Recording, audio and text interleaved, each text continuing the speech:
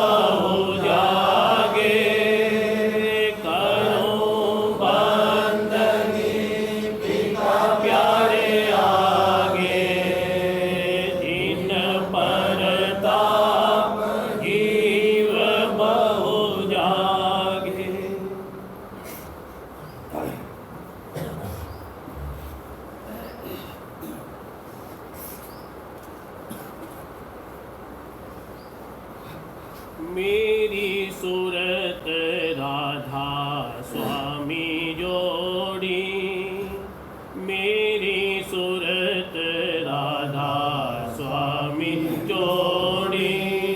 घट में अब खेलूंगी होरी, घट में अब खेलूंगी होरी। मेरी सूरत राधा स्वामी जोड़ी, मेरी सूरत राधा स्वामी जोड़ी।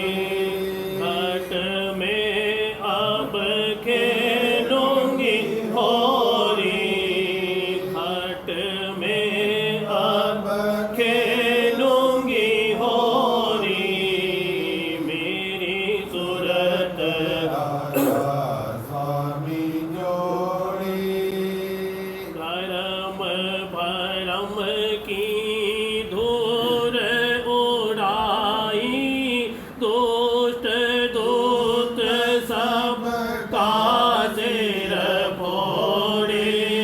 कर्म भरम की दूर उड़ाई, दुष्ट दूत सब का सिर फोड़े।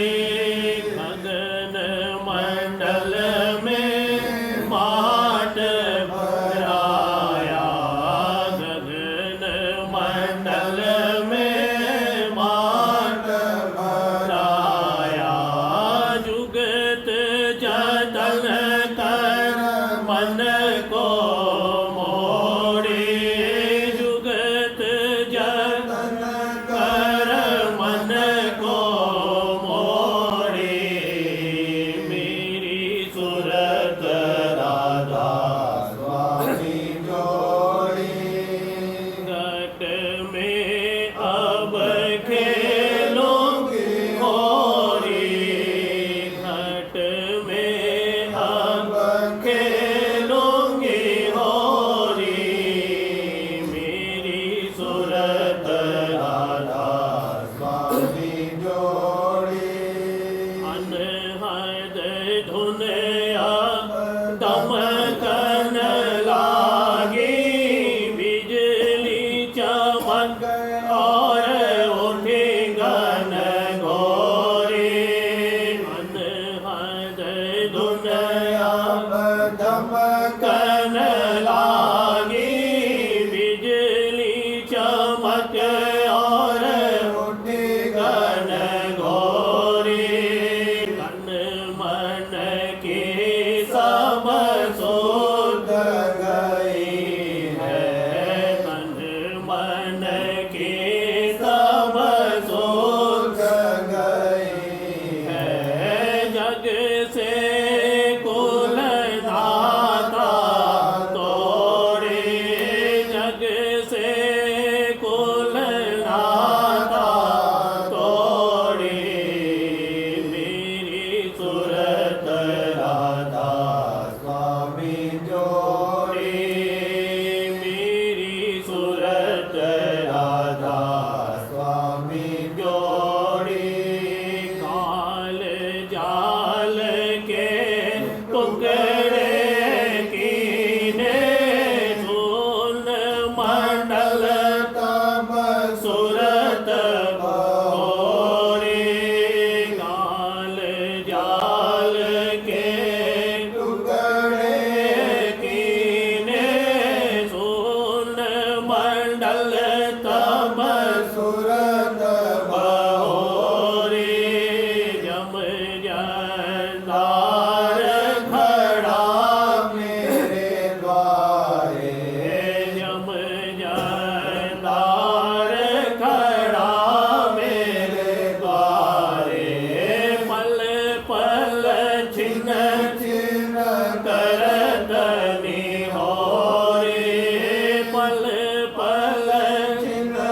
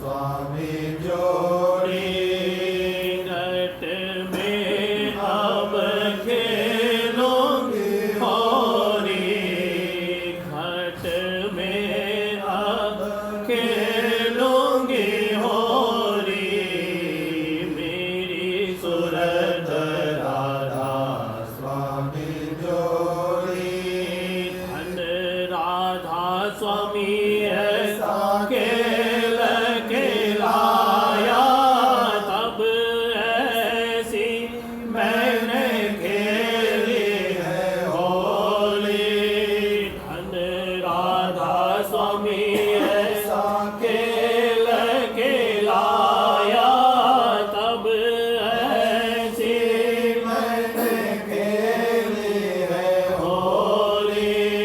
धन राधा स्वामी ऐसा खेल खेलाया, धन राधा स्वामी ऐसा खेल खेलाया, तब ऐसे मैंने खेली है होली। तब ऐसे मैंने खेली है होली।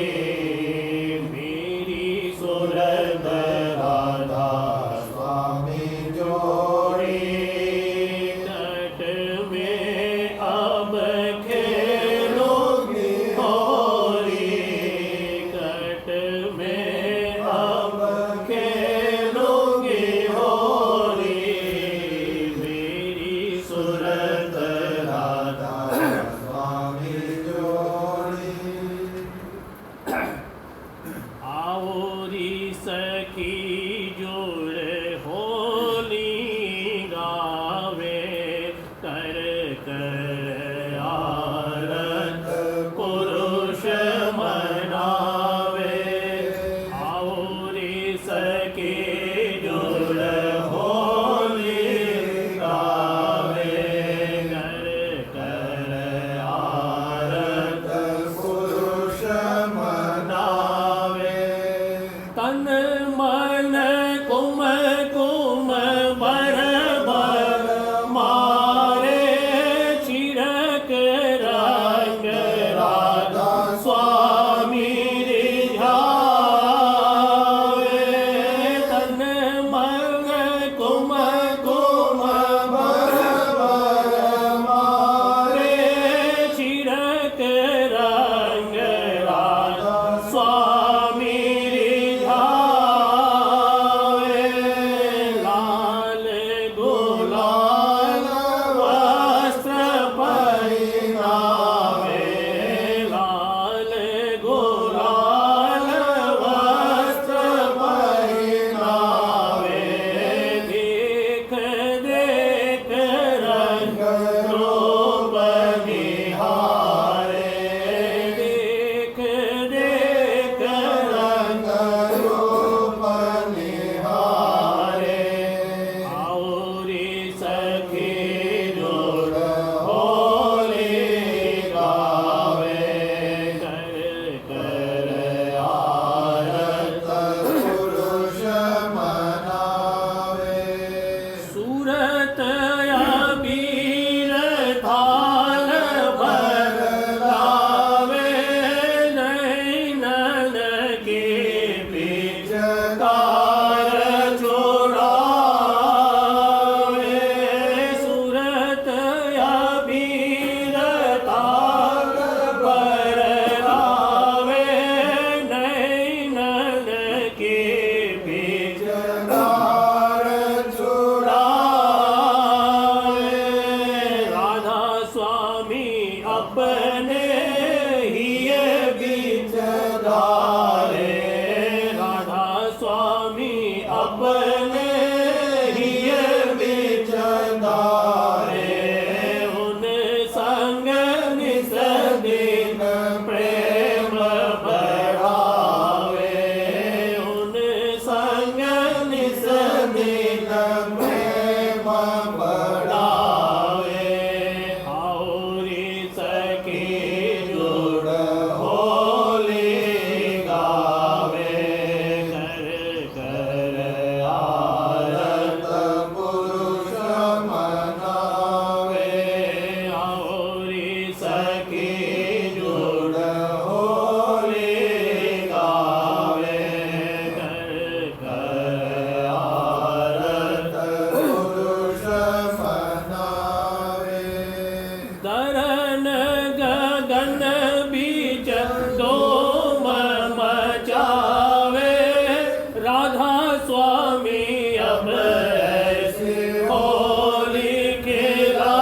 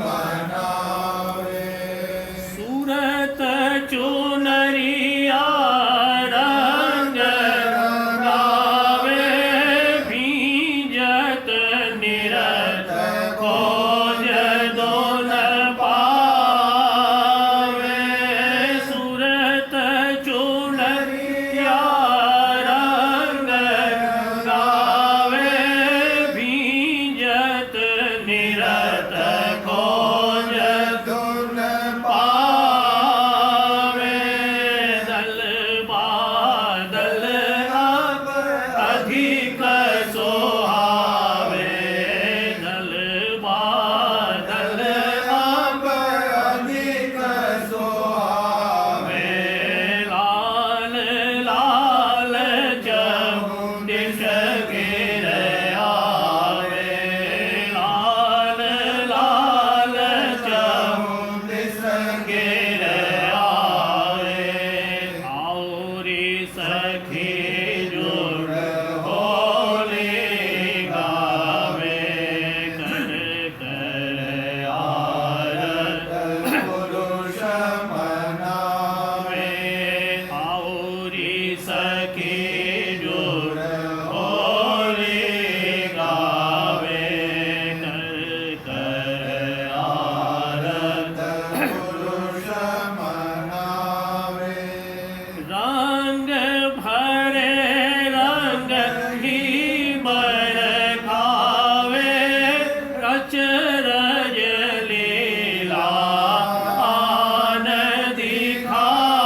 दिखावे रंग भरे रंग ही बरखावे रच रज लीला आन दिखावे अस होली का कौन खिलावे अस होली का कौन खिलावे राधा स्वामी वेद बनावे राधा स्वामी वेद बतावे आउरी सखी जुड़ होली गावे कर कर आरत पुरुष बनावे रंग भरे रंग ही बरसावे रच रज लीला आन दिखावे रंग भरे रंग ही बरसावे रच रज लीला आन दिखावे अस होली का कौन खिलावे अस होली का कौन खिलावे राधा स्वामी वेद बतावे राधा स्वामी वेद बतावे आउरी सखी जुड़ होली गावे कर कर आरत पुरुष नावे आउरी सखी जुड़ होली गावे कर कर आरत पुरुष मनावे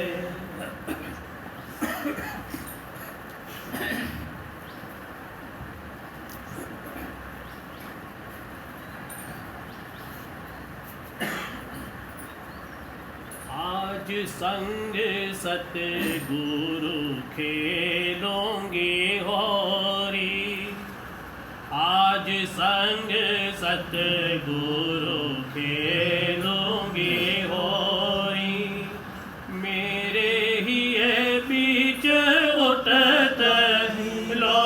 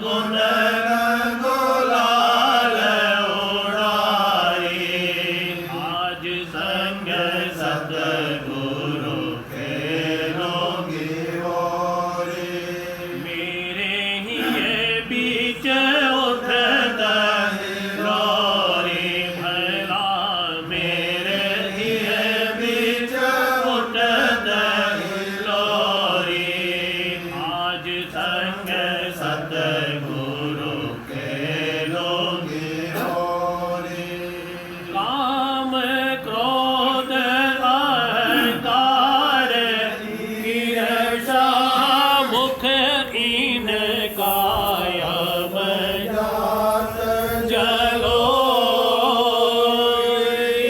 काम क्रोध अहंकार ईर्षा मुख इन कायम जात जलो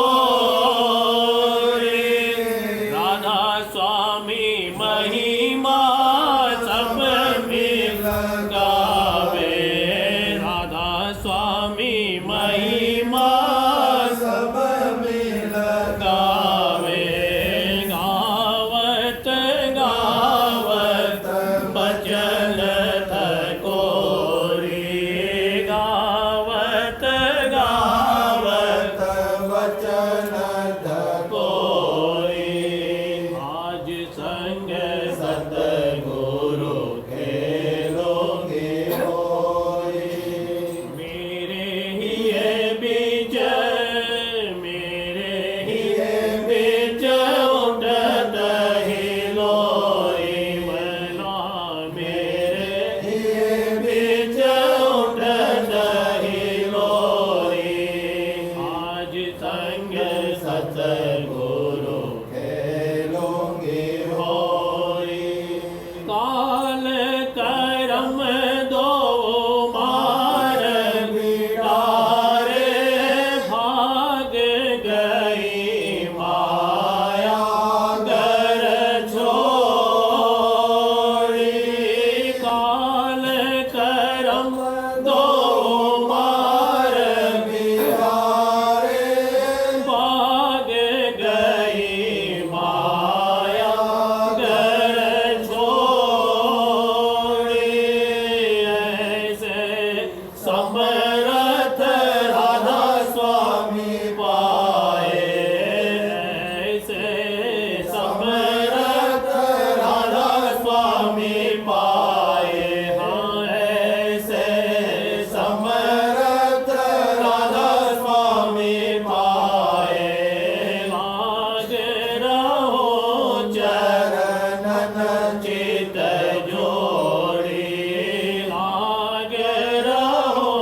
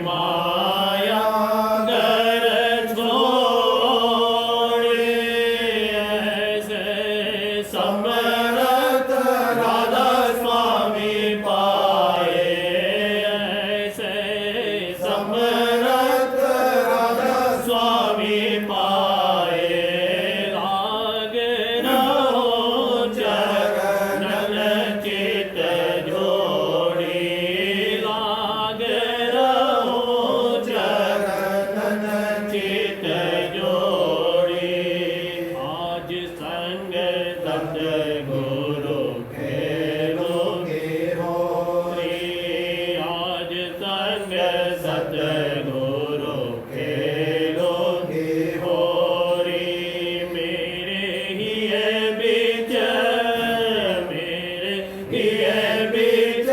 उठत हिलोरी भला मेरे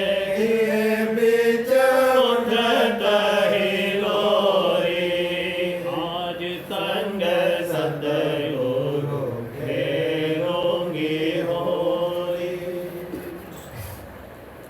आज सखी गुरु संग खेलोरी होरी तेरा सुंदर ब्योत नोरी सखी तेरा सुंदर ब्योत बनोरी आज सगे गुरु संग खेलोरी होरी सतगुरु भेटे सतसंग मिलिया सतगुरु भेटे सतसंग मिलिया अचरज भाग जगोरी सतगुरु भेटे सतसंग मिलिया अचरज भाग जगोरी ऐसा दुर्लभ अवसर पाया ऐसा दुर्लभ अवसर पाया नर देह सुफल करोरी नर देह सुफल करोरी आज सगे गुरु संग खेलोरी होरी तेरा सुंदर ब्योत बनोरी सखी तेरा सुंदर ब्योत बनोरी आज सगे गुरु संग खेलोरी होरी अब नहीं चेतो तो फिर कब तो फिर नहीं ऐसा समा मिलो ये अब नहीं चेतो तो फिर कब तो फिर नहीं ऐसा समा मिलो रे जैसे बने तैसे अब ही चेतो जैसे बने कैसे अब ही चेतो गुरु संग प्रीत करोरी भला प्यारे गुरु संग प्रीत करोरी आज सगे गुरु संग खेलोरी होरी तेरा सुंदर ब्योत बनोरी सखी तेरा सुंदर ब्योत बनोरी आज सगे गुरु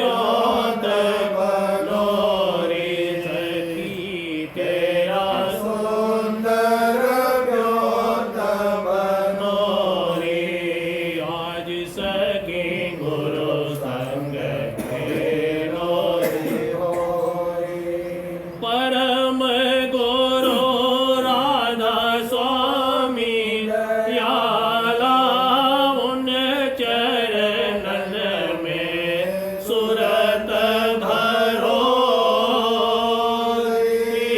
परम गुरु राधा स्वामी दयाला उन चरणन में सुरत भरो रे। परम गुरु राधा स्वामी दयाला परम गुरु राधा स्वामी दयाला उन चरणन में सुरत भरो रे। उन चरणन में सुरत भरो रे। आज सगे गुरु संग खेलो रे हो हो रे। तेरा सुंदर व्योत बनो रे सखी। तेरा सुंदर व्योत बनो रे। आज सगे गुरु संग खेलो रे हो रे।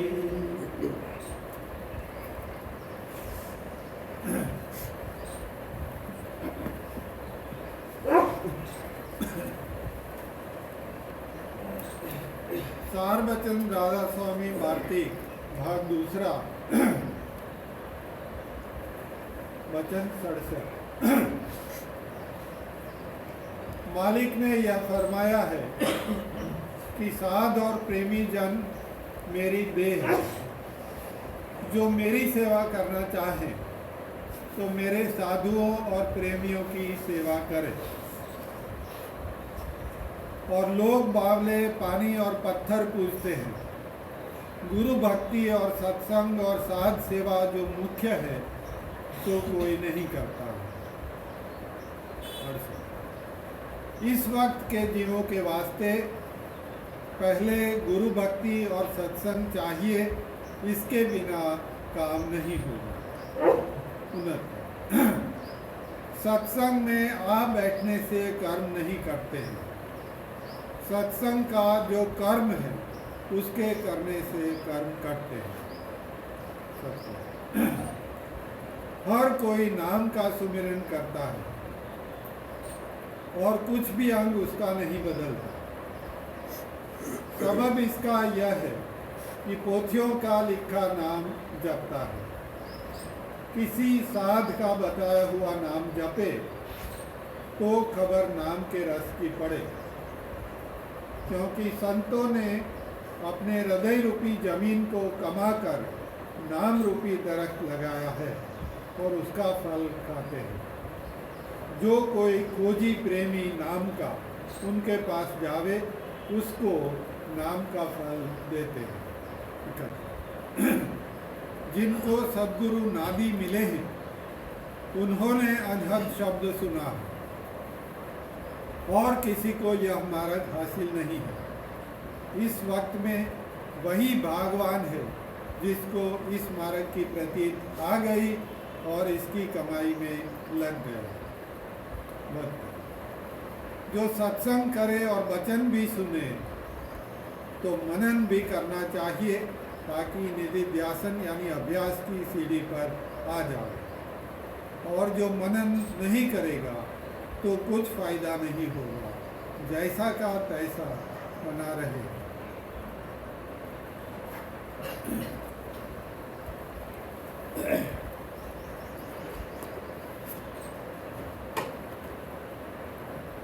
बचन बाबूजी महाराज दूसरा भाग। बचन 68 इलाहाबाद 27/3/1937।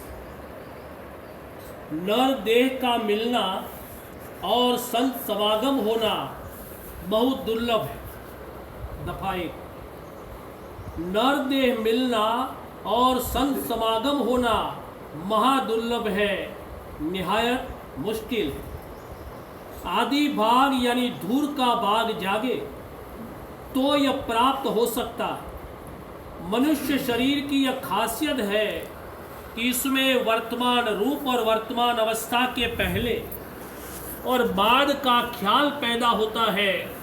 यानी यह ख्याल पैदा होता है कि इससे पहले हमारा क्या रूप था और इस देह की मृत्यु के बाद हम किस रूप में होंगे। जो मालिक से मुनकीर है उनको भी यह ख्याल तो ज़रूर ही आता है। इस लोक और इसके परे के लोक यानी परलोक का सवाल मनुष्य चोले में आने पर ज़रूर पैदा होता है। जानवरों की तरह मनुष्य महज इंस्टिंक्टिवली यानी खवासी तौर पर ही काम नहीं करता।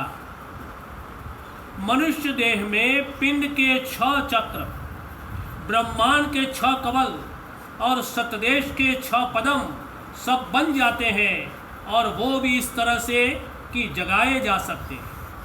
जानवरों के 3 चक्र नीचे के खुले हुए होते हैं।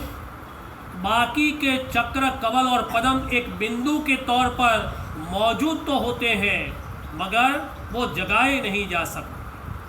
हृदय चक्र पर सिमटने से पशुओं की मृत्यु हो जाती है। इसलिए इस घाट के महादेव के रूप को पशुपति महादेव कहते हैं।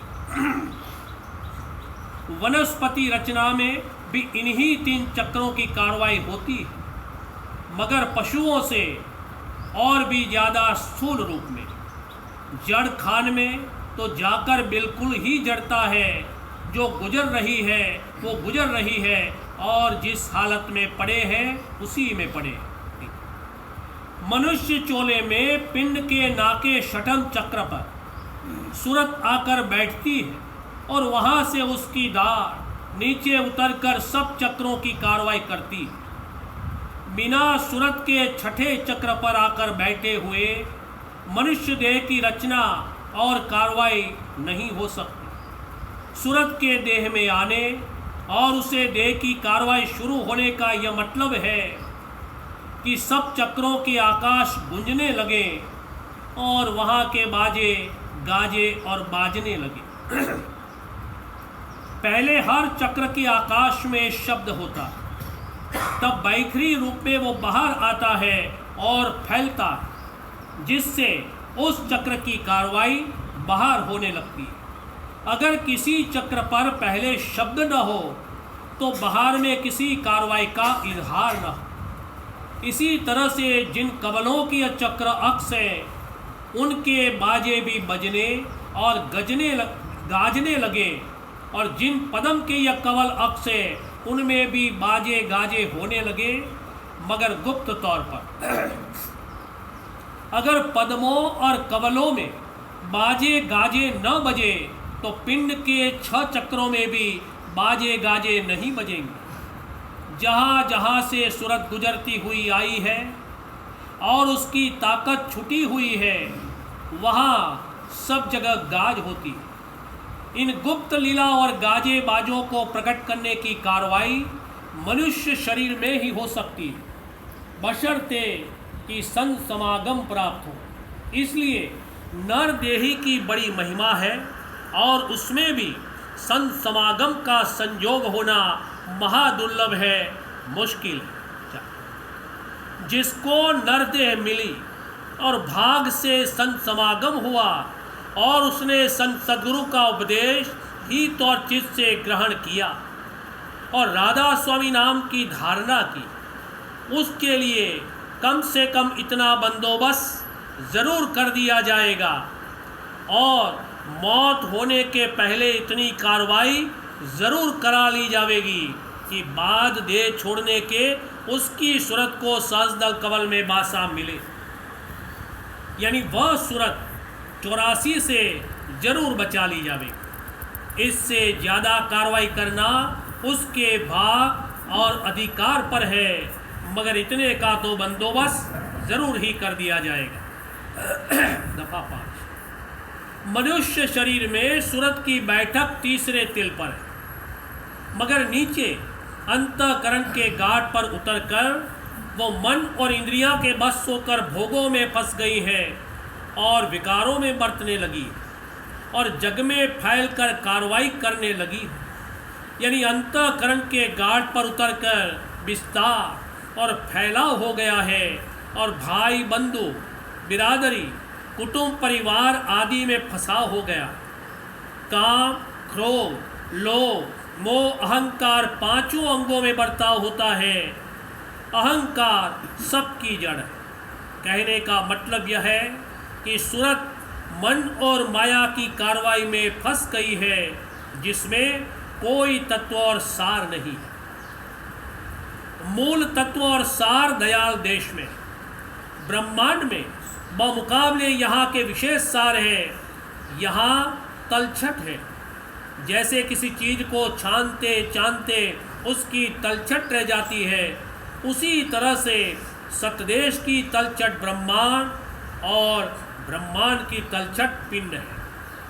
यही यहाँ खाक और धूल है। मालिक के चरणों की आश को, जो असली आस है, छोड़कर और भूलकर काल और मन के पक्ष की आशाओं में बरतना खाक छानना। जो असली आशा यानी सार वस्तु थी वो तो निकल गई, जल गई, उसकी खाक रह गई। माया को गुब्बार रूप कहा, वह धूल रूप है। सूरत अंतःकरण के गाढ़ पर उतरकर यहाँ के विकार रूपी खाक और धूल में खेलने लग गई। संत समागम न होने के कारण जन्मान जन्म से यही कार्रवाई कर रही है। 84 में बरम रही है। यह असर इस घाट पर उतरने का है। ऊंचे देश की सूरत भी इस घाट के असर से बच नहीं सकती। फर्क यह होगा कि ऊंचे घाट की सूरत को यहाँ आकर बरतने में विकार घटाना होगा, न कि बढ़ाना। मन के घाट विकार घटामी। दफा 6। अव्वल तो नरदेह मिले और फिर संत समागम हो, तब इसको उपदेश मिले कि जुगान युग से जो तुम धूल और खाक से होली खेल रही हो, इसमें तो तुम्हारी बर्बादी है। अब तुम जैसे हम बतावे वैसे होली खेलो। मगर जब तक कोई उनके उपदेश को हित और चित्त से न सुने और न ग्रहण करे, तब तक संत किसी के मामले में दखल नहीं देते। यह जो चाहे सो करता रहे, वह कुछ नहीं कहेंगे। जब तक यह इसी देश की आशाओं में अटक रहा है, तब तक संत नहीं छेड़ते। आशाओं का यह हाल है कि बराबर आशाएं उठाए चला जा रहा है। एक एक आस के निबटने में 5-5, 10-10 वर्ष बल्कि जन्म गुजर जाते हैं। हर आस के साथ त्रास लगी हुई। आस और उम्मीद में यह मेहनत, मशक्क़त और जतन व कोशिश करता है। अगर वो चीज़ भाग में नहीं है तो न मिलने से दुख होता है, और अगर मिल भी गई तो कुछ काल भोगने के बाद उसमें त्रास और दुख होता। उस चीज का वियोग जरूर होगा, या उसके भोगने के लिए इंद्रिय द्वारों पर धार ही ना आवे, या कुआ ही थक जावे तो जरूर त्रास होगा। अक्सर ऐसा होता है कि भोग के सामान मौजूद रखे मगर भोग नहीं सकता। जिस्म में ताकत ही नहीं है, या अंदर से उनके भोगने के लिए धार ही नहीं आती, और आखिर मौत के वक्त तो सब छोड़ना ही पड़ेगा। फिर जिस कदर जिस चीज़ की आशा बांधी है, उसी कदर उसमें दुख और त्रास होगा। इस प्रकार अनंत काल से वियोग, रोग, शोक आदि व्याधि और उपाधि सह रहा है। एक आस उठाता है, उसमें त्रास होती है। फिर दूसरी आस उठाता है, उसमें भी त्रास होती है। इस तरह से बराबर आस त्रास लगी रहती है। इसलिए सिर्फ त्रास होना ही काफ़ी नहीं है, क्योंकि एक त्रास के बाद फिर दूसरी आस उठाता है। जब यास पैदा होने लगे, तब कर्मों का भार हल्का होने लगेगा और संतों के दखल देने का वक्त आवेगा। इस देश से अंतर से मायूस और ना उम्मीद होने लगेगा। तब संत समागम का बाप उदय होगा। इतना इंतज़ाम करके, यानी जब इस देश से किसी कदर मायूसी पैदा होने लगे, तब संत चरण पधारते। जिस किसी को संतों ने दया से अपने समागम का लाभ दिया है, उसके अंतर के अंतर में इस देश से किसी कदर यास ज़रूर पैदा हो गई होगी, चाहे बाहर उसका इजहार न हो। जब यास पैदा होगी तब ही तौर चित से उपदेश सुनेगा।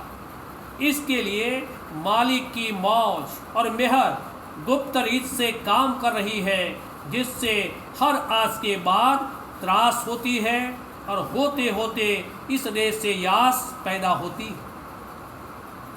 जब यास पैदा होगी तब यह खास तौर से मौज और मेहर के पोषण में आवेगा और संत समागम नसीब होगा। दफा 7। आस त्रास, यास, वियोग, रोग, शोक आदि उपाधि के संग यहाँ चैन नहीं है। फरमाया है, न जग में चैन और न स्वर्ग सुख है, न ब्रह्म पद में अमर आनंद। मगर यह इस देश में सुख, रस, ज्ञान और आनंद समझकर उसकी झूठी आस धारण करके कार्रवाई करता है। चैन पिंड के परे ब्रह्मांड में है और ब्रह्म पद में पहुंचकर आनंद भी है। जो बिना मेहनत और परिश्रम और जतन के प्राप्त हो वह आनंद। इस देश में सुख और रस लेने के लिए बड़ी मेहनत करनी पड़ती है। सारी उम्र इसी में गुजर जाती है। दिन रात मेहनत करते हैं, तब जरा रस मिलता है, और वो भी असलियत में सच्चा सुख, रस, ज्ञान और आनंद नहीं है। बहुत कम देर ठहरता। ब्रह्म पद में पिंड की तरह मौत और दुख नहीं है, मगर प्रलय और महाप्रलय के समय वहाँ का आनंद खत्म हो जाता। इसलिए वहाँ का आनंद भी अमर आनंद नहीं है। वह जगह भी ठहरने के लायक नहीं है, क्योंकि वहाँ से डोरी नीचे उतरने की लगी हुई।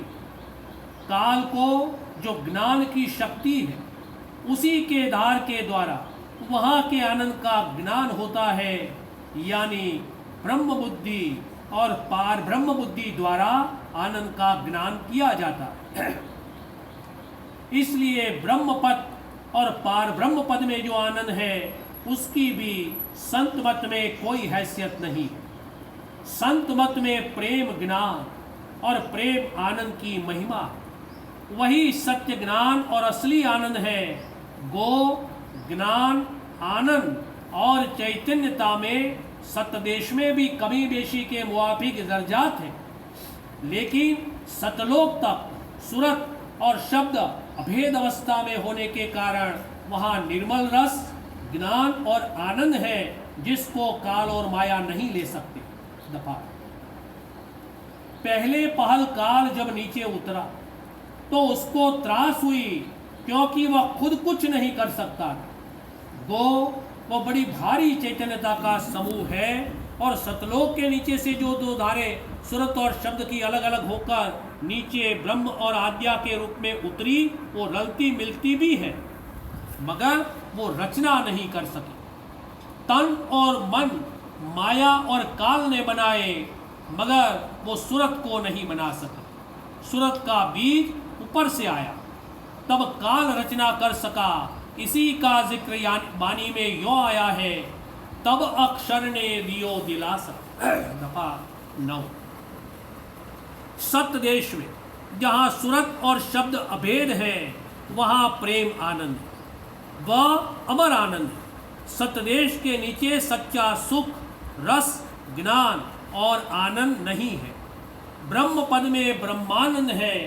तीसरे तिल पर जहाँ जोगी गति होती है, जोगानंद। जिनका आत्मपद कंठ चक्र में है, उसका परमात्मा पद तीसरे तिल में है, और जिनका आत्मपद तीसरे तिल में है, उनका परमात्मा पद त्रिकुटी या शून्य में है। आत्म पद में आत्मानंद और परमात्मा पद में परमात्मा आनंद है। संतों का आत्मपद दसम द्वार में और परमात्मा पद सतदेश में।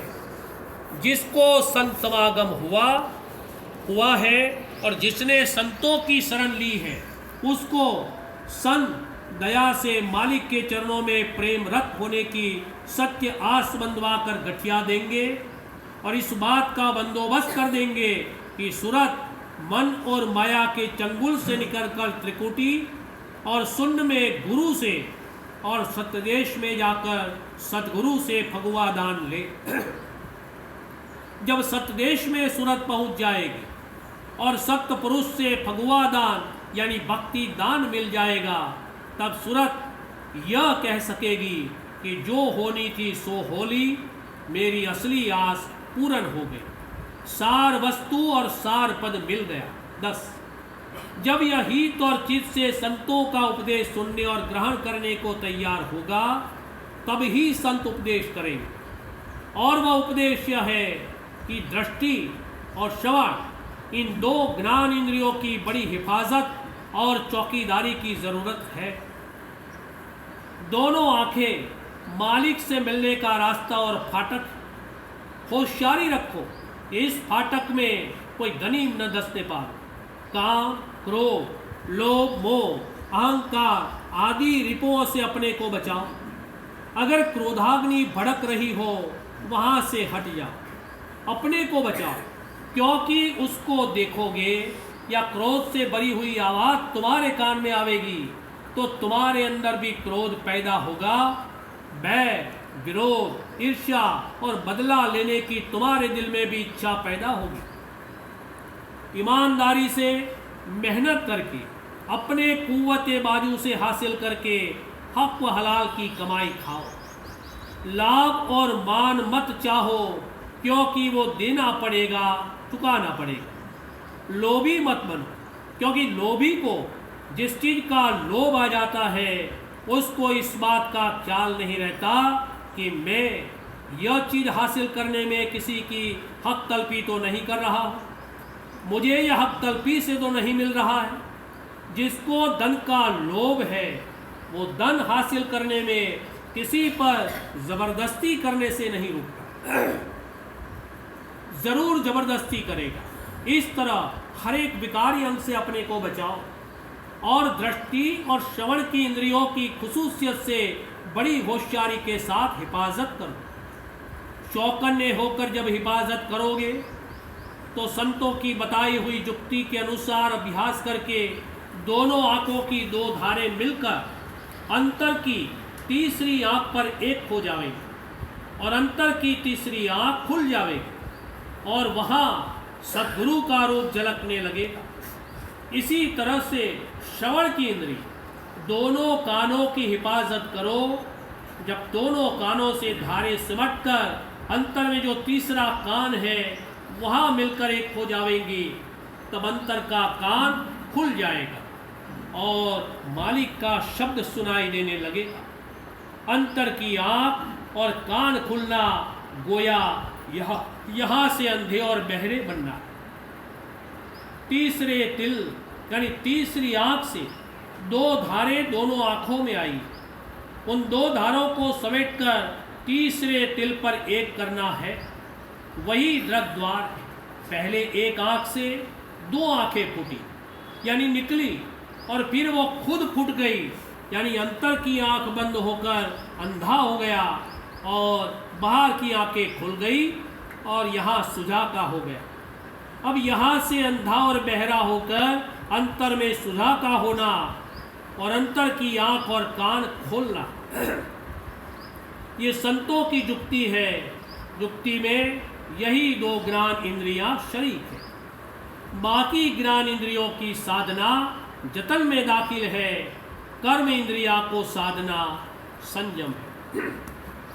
बार बार करूं बिनती राधा स्वामी, आगे दया करो दाता मेरे, चित चरण लागे जन्म जन्म भूल में नहीं पाया बेटा, काल करम के जाल से नहीं मोह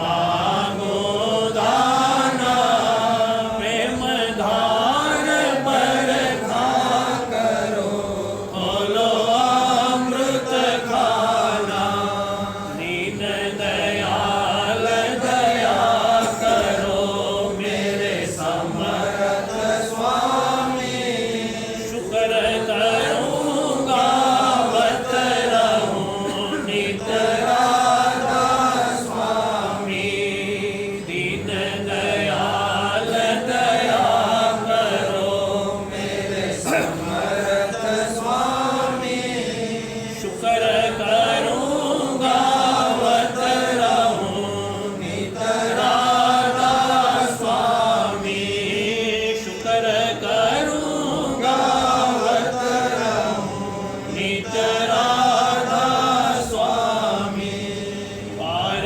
बार करूँ विनती राधा स्वामी आगे दया करो दाता मेरे चित चरणन लागे दया करो दाता मेरे चित चरणन लागे बार बार कर जोड़ कर सविनय करो अरदास संग मोहि देव नित परम गुरु दातार कृपा सिंह समर्थ पुरुष आदि अनादि अपार राधा स्वामी परम पितो मैं तुम सदा आधार बार बार मल जाओ तन मन वारो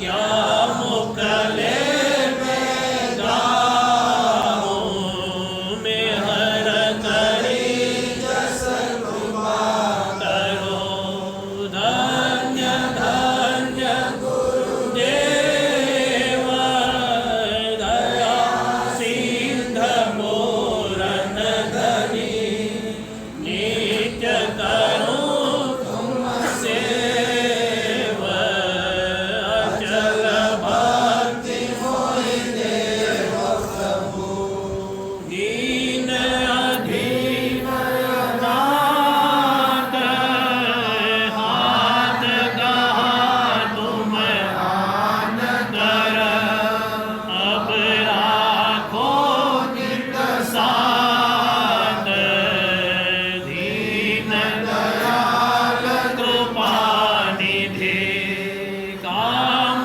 क्रोध मद लोभ सब विद्यव गुण हार में प्रभु राखो मेरी लाज तुम द्वारे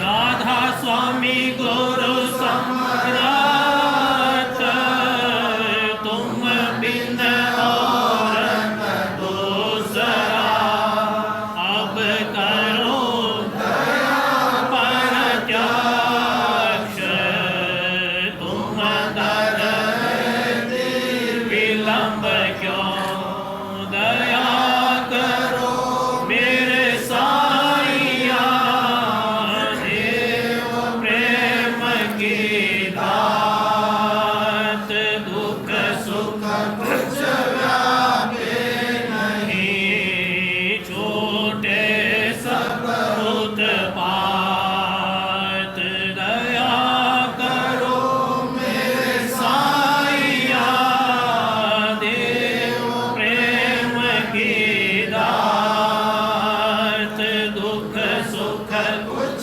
व्यापे नहीं छोटे सब उत्पात बार बार कर जोड़ कर